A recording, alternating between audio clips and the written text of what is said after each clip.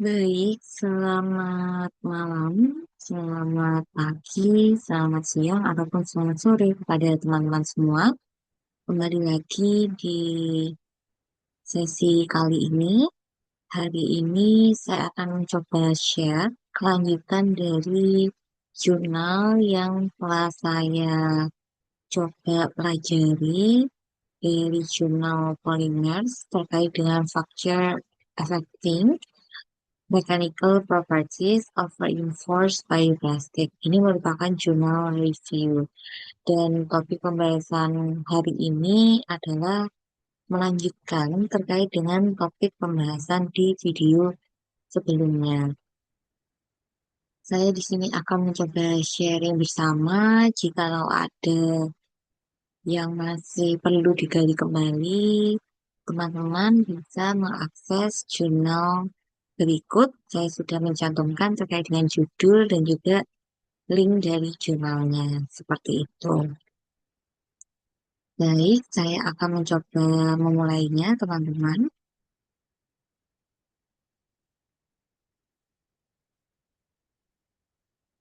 Untuk topik hari ini adalah saya akan mencoba untuk sharing terkait dengan sifat-sifat mekanikal dari tipe-tipe bioplastik yang berbeda, seperti itu.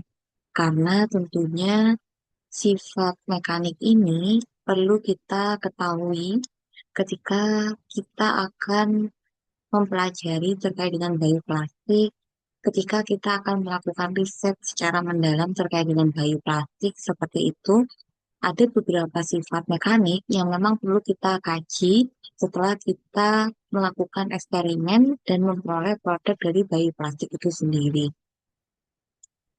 Mengapa pengujian mekanis ini perlu untuk dilakukan, teman-teman? Jadi di sini ada beberapa hal kenapa pengujian mekanis perlu dilakukan untuk bioplastik ini.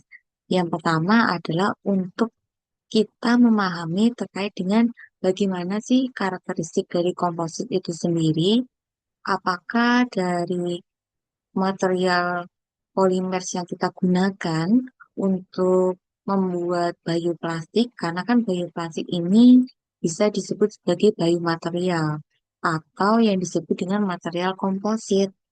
Nah, material komposit ini, teman-teman, adalah gabungan dari beberapa polimer seperti itu. Polimer itu adalah gabungan dari beberapa monomer seperti itu.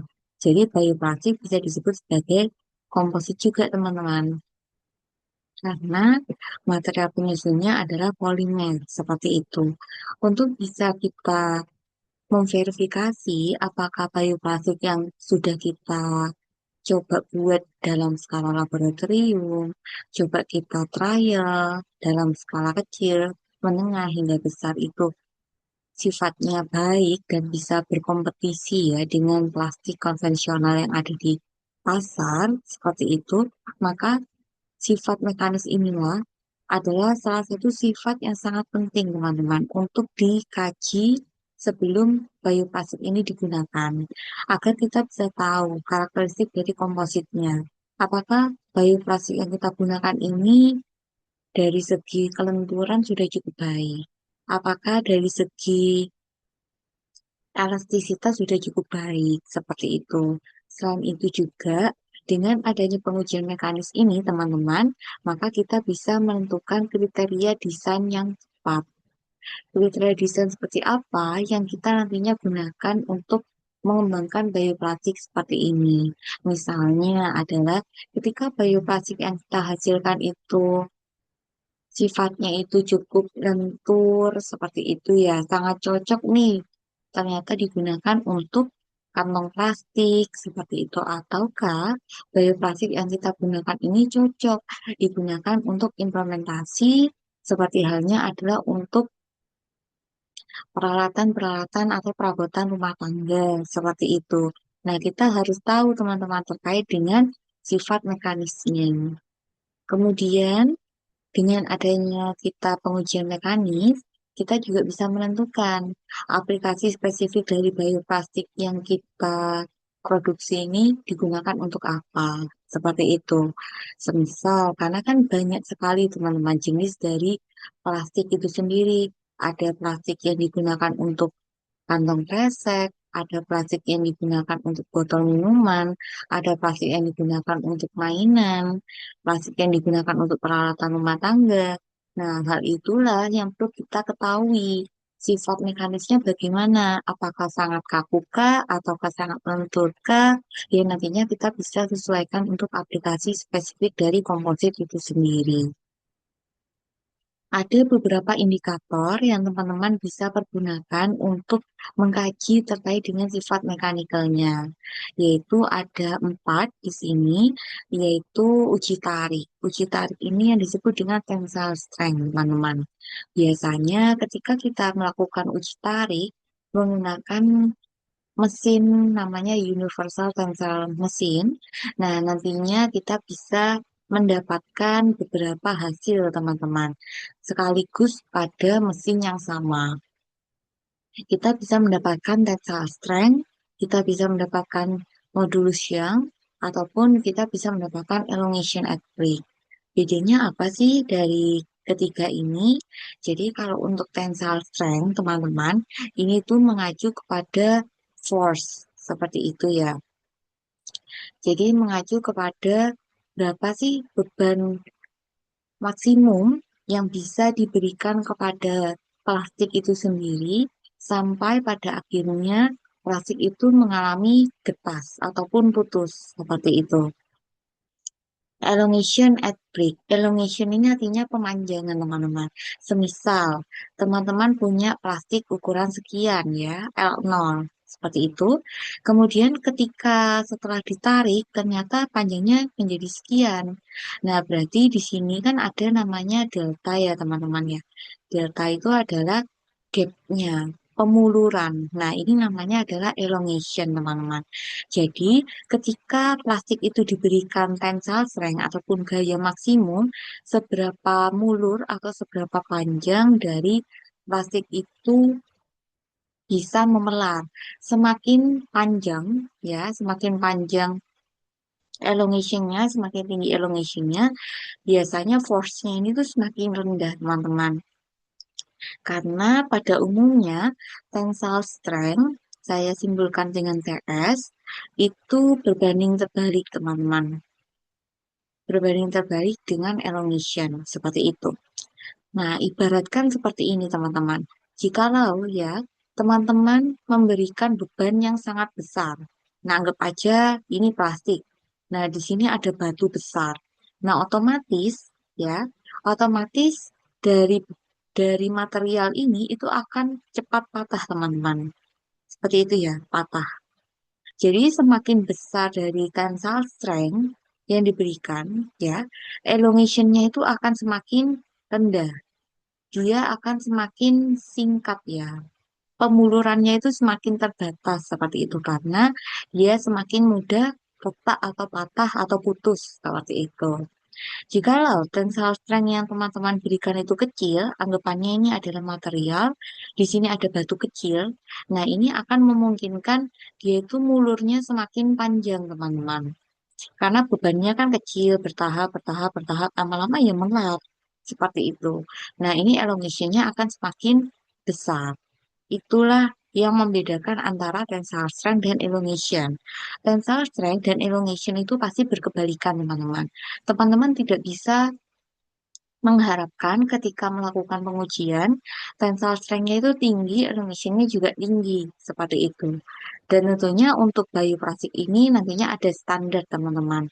Untuk dikatakan tensile strength dan elongation-nya ini memenuhi standar yang nantinya bioplastik ini bisa digunakan dalam aplikasi semisal adalah plastik sekali pakai. Ada ASTM yang bisa digunakan. Nah, seperti itu. Nanti teman-teman bisa coba searching ya terkait dengan standarnya. Jika tidak salah, kalau untuk standar tensile strength itu sekitar 13 MPa, seperti itu.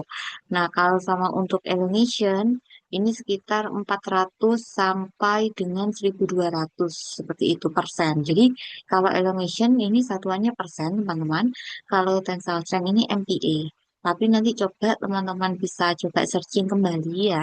Jikalau informasi yang saya sampaikan ini masih belum tepat, karena di sini saya sharing saja, bertukar pendapat. Jika ada masukan ataupun feedback, sangat dipersilahkan. Saya sangat terbuka. Teman-teman bisa tuliskan saja di kolom komentar. Kemudian modulus yang ini terkait dengan gapnya itu tadi ya. Nah, nantinya itu di alat itu akan muncul terkait dengan berapa um, modulus siangnya. Tensile strength elongation ini bisa kita hitung dari panjang awal hingga panjang akhir nanti gapnya berapa. Seperti itu, teman-teman. Kemudian yang selanjutnya, jadi tensile properties ini digunakan untuk mengevaluasi perilaku tegangan-tegangan ya teman-teman. Tegangan ini adalah mengacu ke tensile strength. Jadi beban maksimum yang diberikan kepada material nanti sampai sebelum material itu putus. Kalau regangan ini mengacu ke elongation teman-teman. Jadi ukuran perubahan bentuk dari material itu setelah diberikan suatu force ataupun gaya. Seperti itu. Oke. Kemudian di sini ada pengertian tensile strength. Jadi tensile strength itu pada umumnya menunjukkan besarnya tegangan maksimum yang dapat ditahan oleh spesimen sebelum putus. Serta sejauh mana spesimen tersebut itu meregang sebelum akhirnya putus. Jadi pada intinya mudahnya ya teman-teman tensile strength ini mengacu ke beban. Kalau elongation ini mengacu ke pemuluran ataupun pemanjangannya seberapa. Seperti itu ya teman-teman. Nah untuk alat ukurnya, biasanya metode pengujiannya itu adalah metode pengujian tegangan atau tension testing. Nah alat yang digunakan itu adalah UTM teman-teman. UTM ini adalah Universal Tensile Machine seperti itu. Oke, saya coba lanjutkan terlebih dahulu ya teman-teman. Di sini ada video yang nantinya bisa teman-teman coba lihat. Sebentar.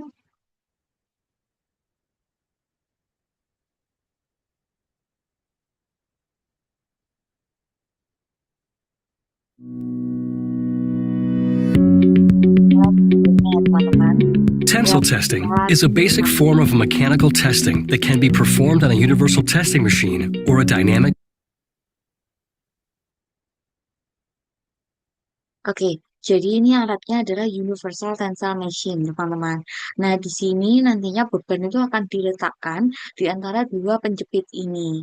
Nah, ini yang hitam ini adalah materialnya atau spesimennya, seperti itu.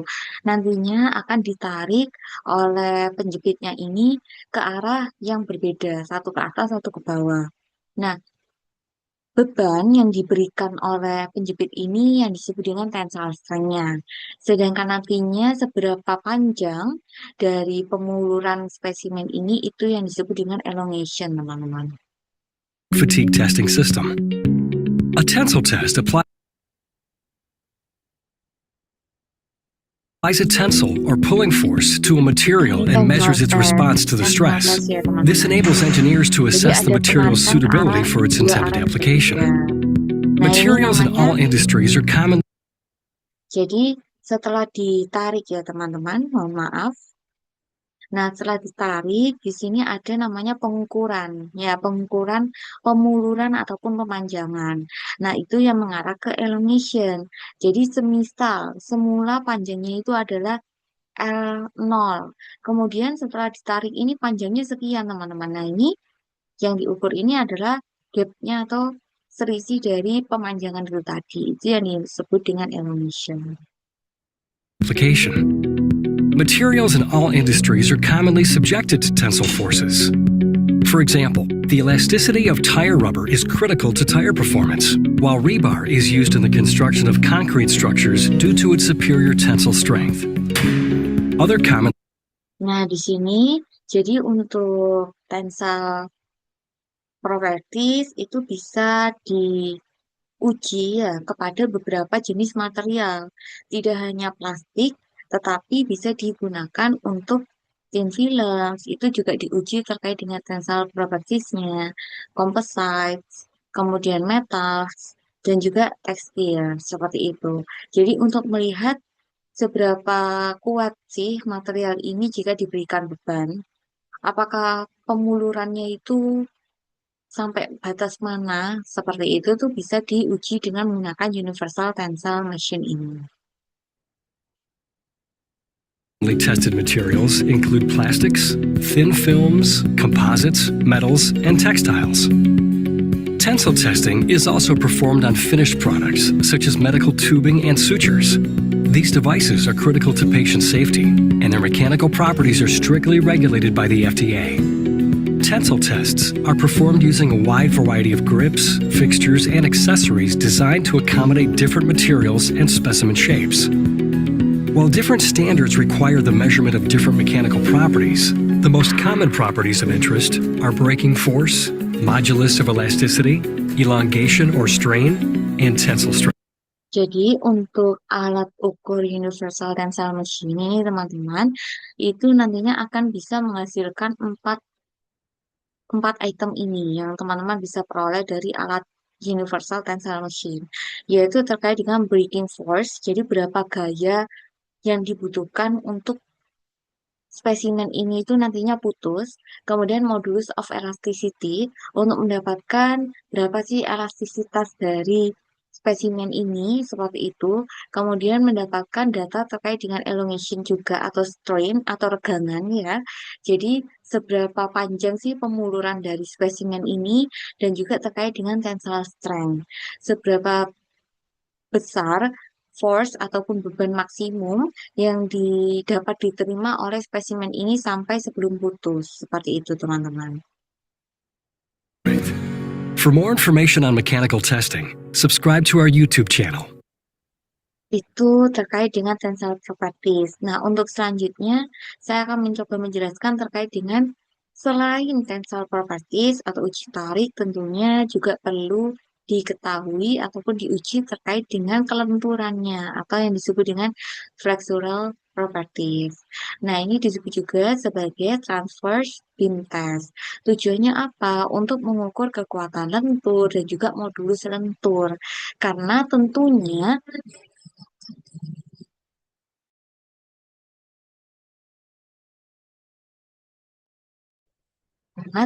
teman-teman yang diharapkan dari material plastik itu adalah materialnya itu tidak kaku, seperti itu. Dia itu elastis, lentur, tetapi kuat, mampu menahan beban yang kita gunakan, seperti itu. Nah, kemudian untuk mengukur kekuatan lentur dan modus lentur ya, metodenya itu ada dua teman-teman. Kalau untuk pengujian kelenturan, yaitu 3-point bending ataupun 4-point bending, seperti itu. Nah, kalau 3-point bending berarti nanti ada 3 titik ya untuk menguji kelenturan dari spesimen itu. Kalau 4-point bending itu menggunakan 4 titik untuk menguji kelenturannya. Nah, kekuatan lentur itu menunjukkan tegangan patah maksimum saat terjadi kegagalan. Seperti itu. Jadi, berapa sih tegangan maksimum yang dapat diberikan kepada spesimen ini? Seperti itu, agar dia itu bisa.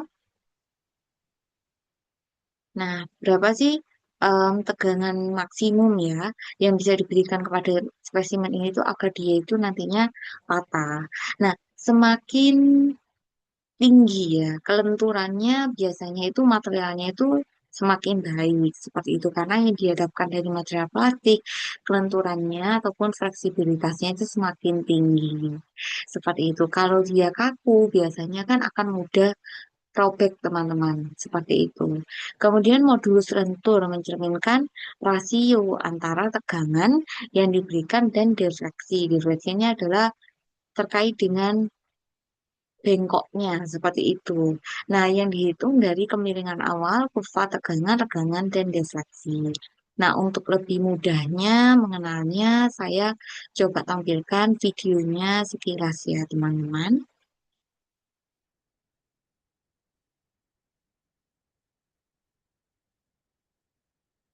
Mohon maaf,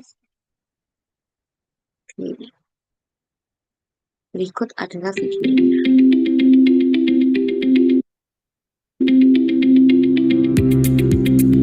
Flexural testing, or bend testing, is Jadi flexural testing itu bisa disebut dengan bend testing teman-teman, atau uji bengkok ya, uji kelenturan seperti itu.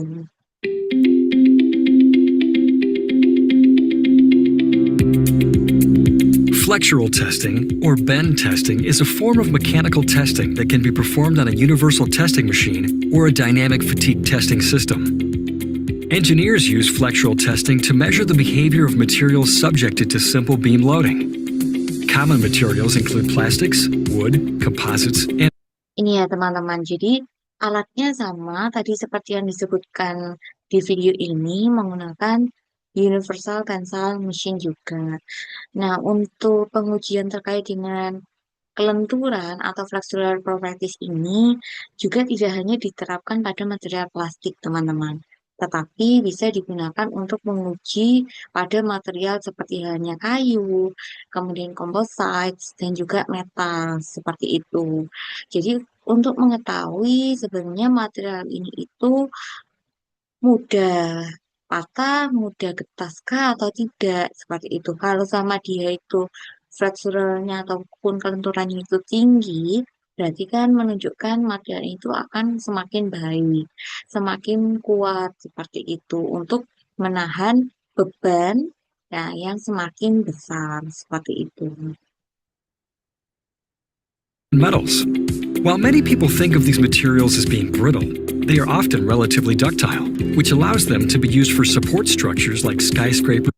Nah, ini tadi contohnya kalau untuk logam ataupun metalik ya. Tadi itu digunakan penerapannya adalah di bangunan ataupun industri ya, pembangunan-pembangunan seperti itu. Nah, itu maka logam-logamnya ataupun baja itu memang perlu diuji terkait dengan kelenturannya. Tujuannya apa? Agar bisa dibengkokkan, agar bisa ditekuk-tekuk. Karena kan tadi ini ya teman-teman, saya coba flashback. Nah, di sini bisa terlihat ya teman-teman ya. Jadi di di sini itu kan materialnya bisa ditekuk ya. Jadi implementasinya ini ditujukan untuk apa? Kalau untuk materialnya itu membutuhkan kelenturannya sangat tinggi, artinya itu agar bisa dibengkokkan, aplikasinya atau implementasinya, maka memang perlu untuk dilakukan pengujian terkait dengan flexural ataupun uji lentur ini, seperti itu.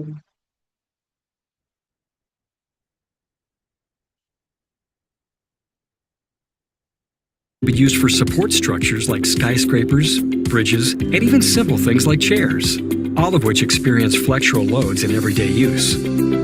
As a material bends or flexes, it is subjected to a complex combination of tensile, compressive, and shear force. Nah, ini ya teman-teman. Jadi, kalau untuk uji kelenturan ini memang dipengaruhi oleh beberapa hal, yaitu tensal. Tensal tadi yang sudah saya coba bahas sekilas pada slide sebelumnya. Tensal ini tuh terkait dengan gaya ya. Jadi, ini gaya maksimum yang diberikan kepada spesimen nantinya sampai spesimen itu patah atau ketas. Kemudian kompresif terkait dengan kompresnya ya ataupun penekanannya itu seberapa kuat. Shear ini adalah gesekan teman-teman antara dari bebannya dengan materialnya. Nah, semakin kuat gesekannya biasanya akan menyebabkan semakin mudah patah atau getas. Seperti itu sih teman-teman.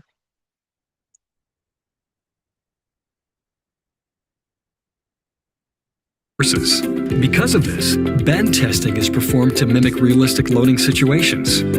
A bend test is performed using a 3-point or 4-point bend fixture, which apply force in different ways.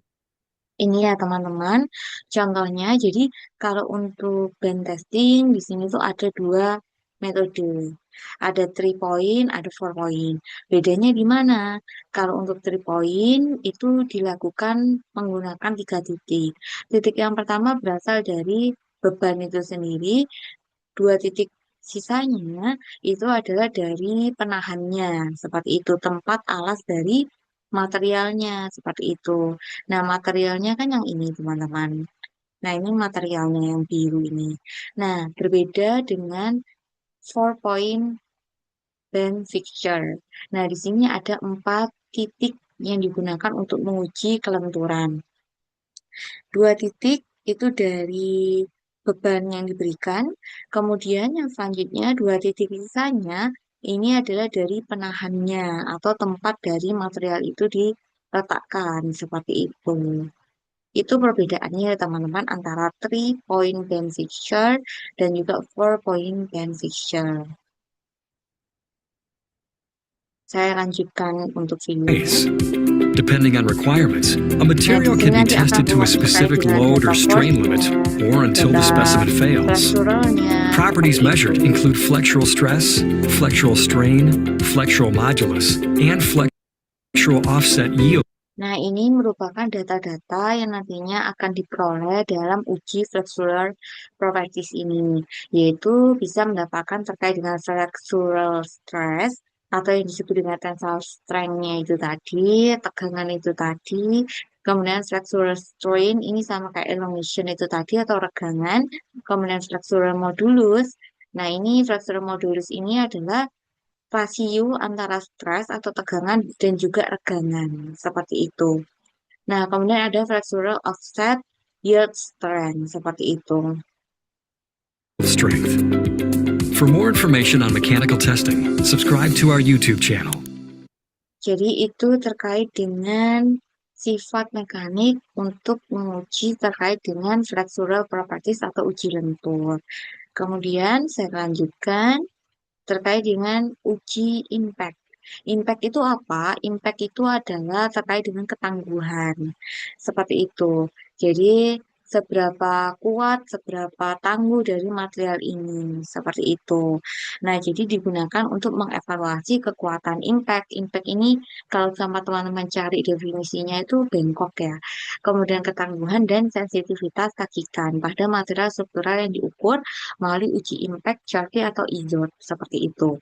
Kemudian kekuatan impact ini tuh mencerminkan kemampuan dari material dalam menahan pembebanan dengan laju yang tinggi. Jadi nanti itu seperti bandul gitu teman-teman. Nah di sini itu teman-teman meletakkan material, nah nanti itu ada bandul yang mendorongnya seperti itu. Nanti kita coba lihat bersama ya teman-teman ya. Kemudian yang selanjutnya adalah ketangguhan. Ketangguhan ini merupakan ukuran total energi yang diserap per satuan volume material hingga titik itu patah. Jadi kan nanti ketika diberikan beban, ya, nah nanti itu material itu akan menerima energi dari beban itu tadi. Nah, ketika menerima energi dari beban itu tadi, maka nanti material ini akan patah atau tidak cepat patah. Nah, itu yang disebut dengan namanya ketangguhan. Seperti itu. Kemudian uji impact berkaitan dengan kinerja produk, keselamatan, tanggung jawab, dan masa pakai. Nah, kita langsung aja ya teman-teman untuk melihat videonya agar teman-teman bisa memperoleh gambaran.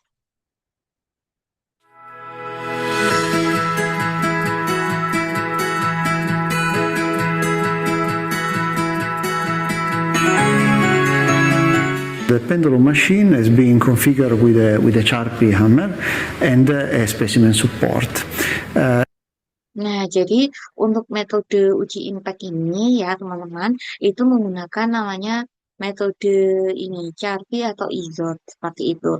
Nah, di sini teman-teman itu adalah bandul ya, anggap aja bandul, bandul ya, saya menyebut mudahnya seperti itu, yang nantinya ini akan mengayun kepada material yang diletakkan di sini teman-teman. Seperti itu. Material ini akan terdorong. Nah, jikalau material ini tuh patah, ya, itu yang menunjukkan namanya sifat ketangguhan. Jadi untuk menguji seberapa kuat material ini ketika diberikan pembebanan berupa bandul ini tadi. Seperti itu. Saya lanjutkan untuk videonya.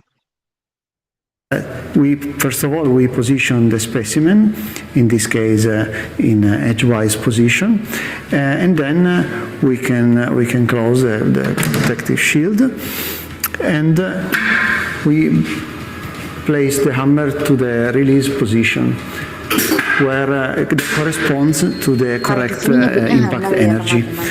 Now we just need to release the hammer, and this will swing and break the specimen. Nah, itu nanti akan menunjukkan materialnya itu patah, teman-teman.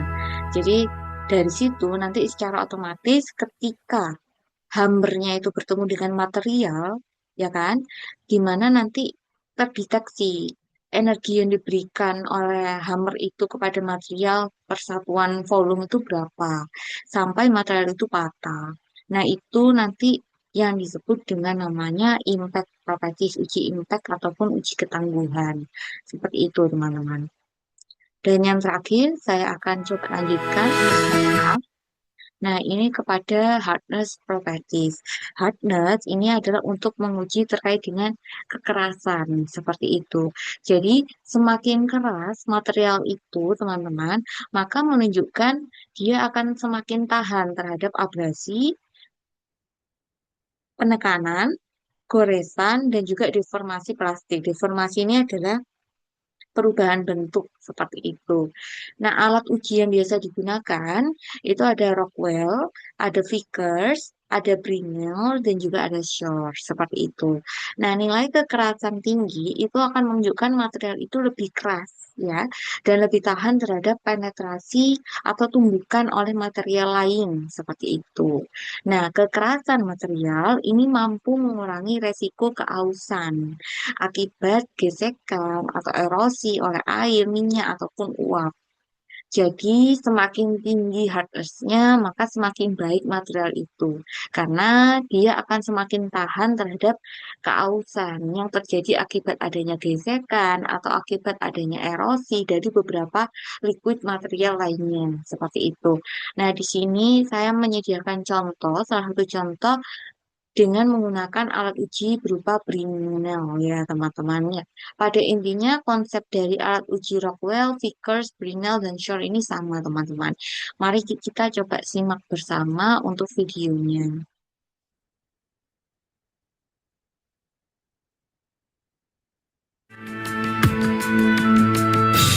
The Brinell Hardness Test. Using the Brinell method, the hardness of a turbocharger housing is to be measured.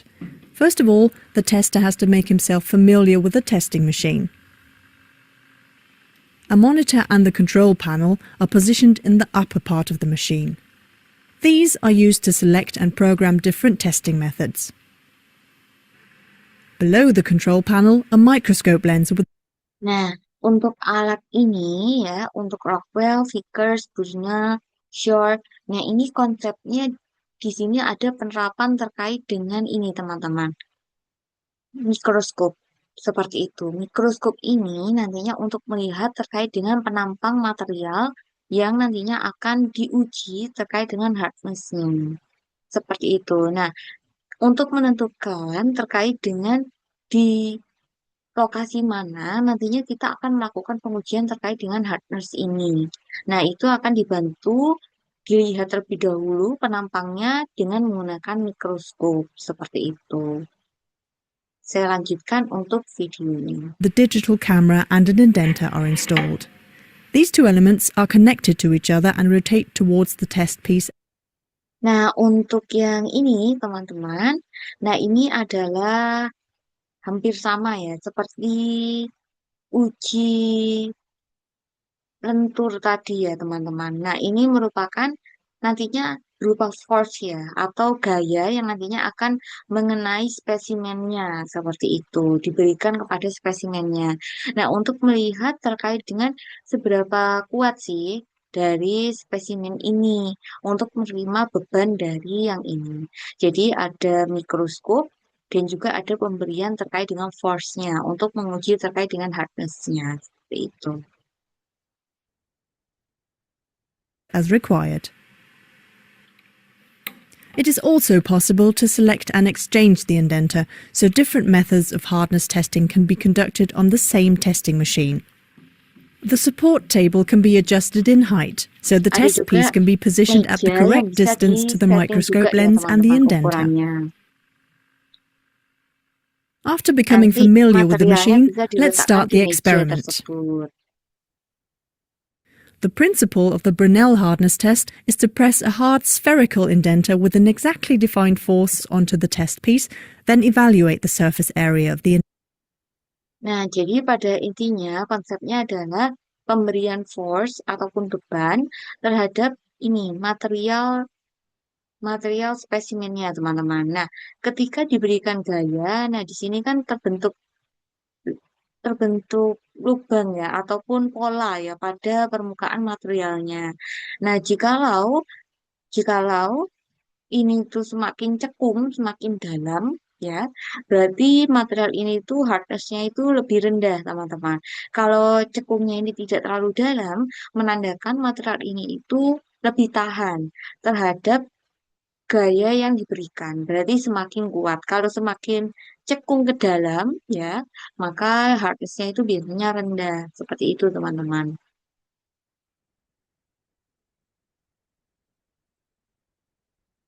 indentation. The tester selects a suitable spherical indenter and inserts it into the holding device of the testing machine.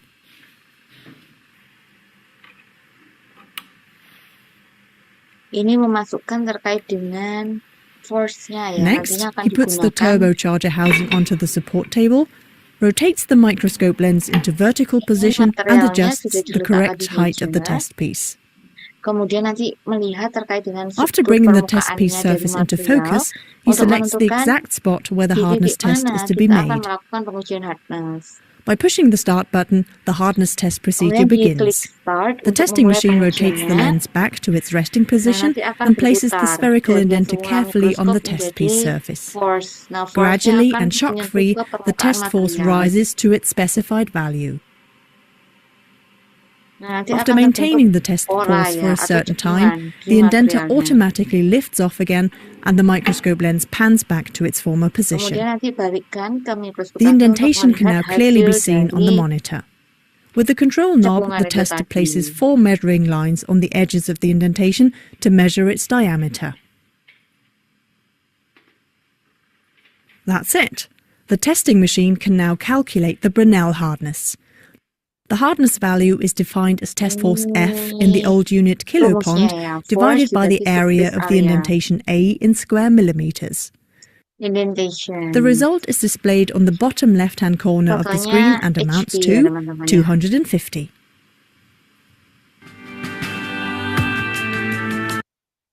Jadi itulah untuk terkait dengan hardness test. Jadi berapa beban yang diberikan terhadap luas permukaan area yang diberikan beban itu tadi. Semakin cekung ya biasanya dia itu hardness-nya semakin kecil. Kalau sama semakin cembung atau tidak terlalu dalam cekungnya itu berarti dia hardness-nya semakin tinggi, materialnya itu semakin kuat seperti itu. Oke, yang materi sharing terakhir adalah terkait dengan reinforcement materials for bioplastic. Jadi material penguat ya untuk bioplastik karena bioplastik dalam kategori biokomposit dapat diperkuat dengan bahan penguat seperti bahan pengisi anorganik ataupun serat alami untuk meningkatkan kekuatan mekanisnya seperti itu. Karena tentunya tantangan terbesar dari bioplastik ini, teman-teman, itu adalah di kekuatan mekanisnya agar dia dapat bersaing dengan plastik konvensional berbahan dasar fosil seperti itu. Nah, untuk bisa kita mendapatkan material bioplastik yang kuat, kita perlu adanya material tambahan, yaitu bahan penguat atau yang biasa disebut sebagai filler, teman-teman. Seperti itu. Nah, Filler yang bisa digunakan itu bisa berupa bahan pengisi anorganik, bisa berupa serat alami. Bahan pengisi anorganik ini seringkali digunakan. Kenapa? Karena biayanya rendah, teman-teman. Sehingga menjadikan biokomposit yang dibuat bahan pengisi itu lebih ekonomis. Kalau serat alami, nah ini serat berperan sebagai komponen utama penahan beban karena kekuatan dan modulusnya yang unggul. Jadi kalau bahan pengisi ini keunggulannya dari segi biaya, kalau untuk serat alami, keunggulannya dari segi kekuatan atau hardness tadi, sama modulusnya yang unggul atau sifat mekanisnya, seperti itu. Serat alami biasanya bisa diperoleh dari polyester alifatik, dari pati, dari selulosa, dari bahan-bahan yang berbasis biotis, seperti itu. Nah, di sini adalah skema dari material bioplastik ya, dan juga ada fillernya. Nah, matriks ini adalah matriks polimer bioplastik. Nah, ini adalah filler. Filler itu adalah bahan penguat yang ditambahkan ke dalam matriks polimer dan ini merupakan interface. Nah, interface ini adalah antar muka ya. Jadi itu yang menghubung antara filler dan juga matriks seperti itu. Nah, matriks polimer ini berperan untuk menyatukan serat, meneruskan beban ke serat tersebut dan mendistribusikan beban secara merata. Seperti itu. Ini fungsinya dari matriks. Nah, kemudian selain itu, struktur dan sifat antarmuka itu juga menjadi perhatiannya sangat penting karena keduanya berpengaruh langsung terhadap karakteristik fisik, mekanis, material, komposit seperti itu. Jadi memang sifat antarmuka, struktur dari matriks polimernya ya, itu sangat mempengaruhi terkait dengan karakteristik fisik dan juga mekanis dari material komposit. Nah, bagaimana prosesnya? Nah, ketika ada tegangan yang diberikan pada matriks polimer ini diteruskan ke filler ini. Nah, ini meneruskan tegangan ke filler melalui interface ya. Interface ini teman-teman. Jadi dia media perantara antara matriks dan filler ini. Nah, ketika tegangan diberikan kepada filler ya melalui interface, ini kan dia akan mendorong fillernya ini tuh menyatu, teman-teman. Nah, sehingga nanti adanya adesi. Adesi ini gaya tarik menarik antar partikel yang berbeda jenis. Nah, jadi nanti akan terjadi adesi antara matriks dan juga filler seperti itu. Nah, fillernya ini akan menyatu ke bagian tengah membentuk satu kesatuan seperti itu. Nah, adhesi antara matriks dan filler di wilayah interface. Nah, ini wilayah interface-nya. Kemudian terdapat pembentukan jembatan di interface yang dapat meningkatkan efisiensi dari tegangan itu sendiri. Nah, itulah perannya dari filler ya teman-teman. Jadi untuk meningkatkan efisiensi tegangan agar material itu lebih kuat terhadap force ataupun gaya nantinya yang diberikan ketika proses pengujian sifat mekanis itu diberikan. Jadi saya akan mencoba sampaikan bahwasannya untuk sifat mekanis dari, mohon maaf.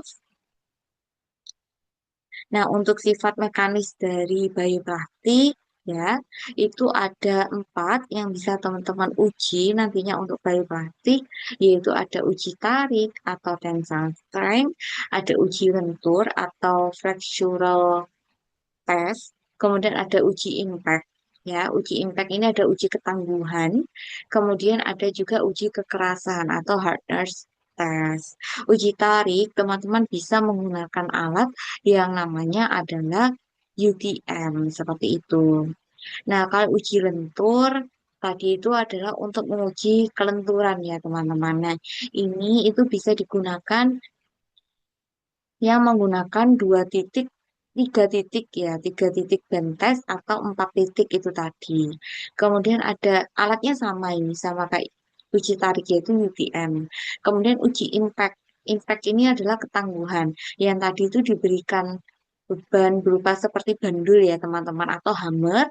Nah, terhadap material itu tadi, nah ini namanya menggunakan metode Charpy atau IZOD seperti itu. Nanti teman-teman bisa coba searching kembali.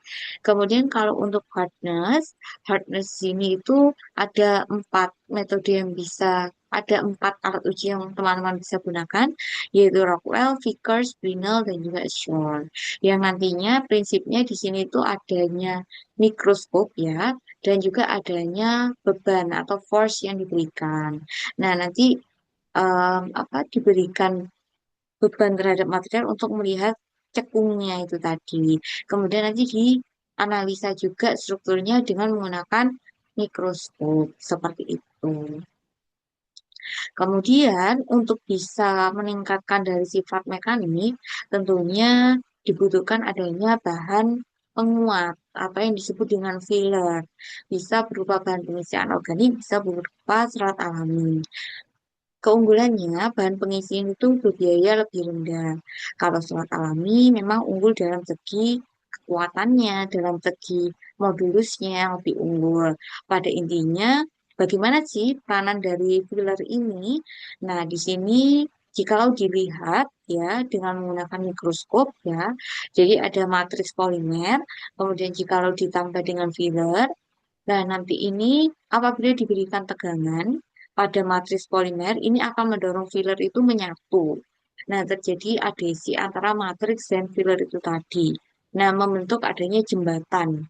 Ya, jembatan interface.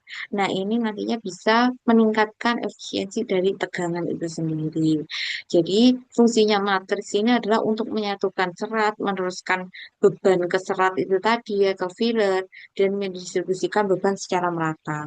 Nah, beda ya teman-teman. Jikalau ini fillernya itu masih terpisah-pisah, maka kan tegangannya masih belum kuat ya, karena dia berdiri sendiri-sendiri. Ketika sudah diberikan tegangan, nah menyatulah filler ini menjadi satu, dia akan memperkuat dari sifat mekanisnya matriks polimer ini tadi atau bioplastik ini tadi. Jadi menjadi satu, ini akan lebih meningkatkan efisiensi tegangan dibandingkan dia fillernya berdiri sendiri-sendiri. Seperti itu. Itulah fungsi dari bahan penguat. Jadi dia tidak hanya berupa filler, tetapi ada lapisan lain double double layer lah pada intinya berupa filler untuk memperkuat dari sifat bioplastik ini sendiri. Seperti itu untuk pemaparan hari ini. Baik, kurang lebihnya saya mohon maaf. Terima kasih sudah menonton videonya. Nah, semoga teman-teman bisa mendapatkan insight, manfaat dari pemaparan sharing hari ini. Saya bukan bermaksud untuk mengguri ataupun mengajari, tapi sini sharing bersama ya teman-teman. Jikalau ada koreksi ataupun feedback, dipersilahkan. Saya sangat open terkait dengan apapun feedback yang diberikan oleh teman-teman. Sekian dan sampai jumpa di video berikutnya.